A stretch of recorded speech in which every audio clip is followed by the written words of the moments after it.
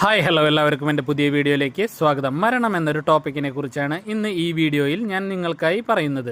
ഇന്നലെ ഉണ്ടായ ഒരു മോശം അനുഭവത്തെക്കുറിച്ച് ഞാൻ നിങ്ങൾക്കായി പങ്കുവയ്ക്കുന്നു. തൃശ്ശൂർ ജില്ലയിൽ തൃശ്ശൂർ താലൂക്കിൽ പുത്തൂർ പഞ്ചായത്തിൽ മാന്നാമംഗലം വില്ലേജിൽ കൊളാങ്കുണ്ട് ഭാഗത്തു നിന്നും മാന്നാമംഗലം ഭാഗത്തേക്ക് വരുന്ന വഴിയിൽ ഞാൻ ഇന്നലെ വരുമ്പോൾ ഉച്ചയ്ക്ക് ശേഷം ഒരു 4 മണി 4:15 കൂടി ഒരു മരണാനന്തര ചടങ്ങിൻ്റെ ഭാഗമായി ആളുകൾ പോകുന്നത് കണ്ടു.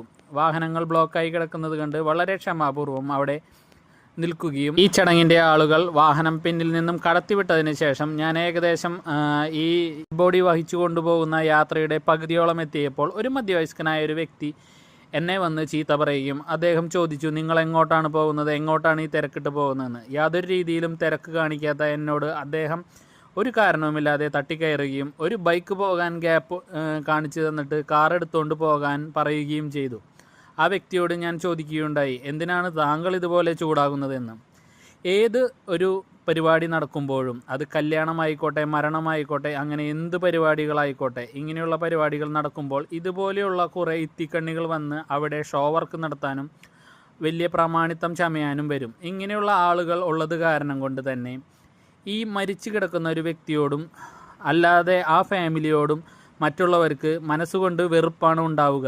ഇതുപോലെയുള്ള ആളുകളെ പരമാവധി മാറ്റി നിർത്തുകയും ആണ് വേണ്ടത്. ഈ വീഡിയോ ആര് കാണും ആര് കേൾക്കും എന്നൊന്നും അറിയില്ലെങ്കിൽ തന്നെയും എൻ്റെ അഭിപ്രായവും എൻ്റെ അമർഷവും ഇതിൽ ഞാൻ രേഖപ്പെടുത്തുന്നു. ബ്ലോക്കിൽ കിടന്നപ്പോൾ ഞാനും എൻ്റെ പുറകിൽ കിടന്ന ഒരു വാഹനങ്ങളും ഹോൺ അടിച്ചോ മറ്റു രീതിയിലോ ആരെയും ബുദ്ധിമുട്ടിക്കുകയോ ഒന്നും ചെയ്തിട്ടില്ല. ഇതുപോലെയുള്ള ആളുകളുടെ കുറച്ച് തോന്നിവാസങ്ങൾ മാത്രമാണ് ഇവിടെ ഇങ്ങനെയുള്ള സംഭവങ്ങളിൽ കണ്ടുവരുന്നത്. ഈ കാര്യത്തോട് നിങ്ങൾ യോജിക്കുന്നുണ്ടെങ്കിൽ നിങ്ങളുടെ അഭിപ്രായങ്ങൾ കമൻറ്റായി രേഖപ്പെടുത്തുക. താങ്ക്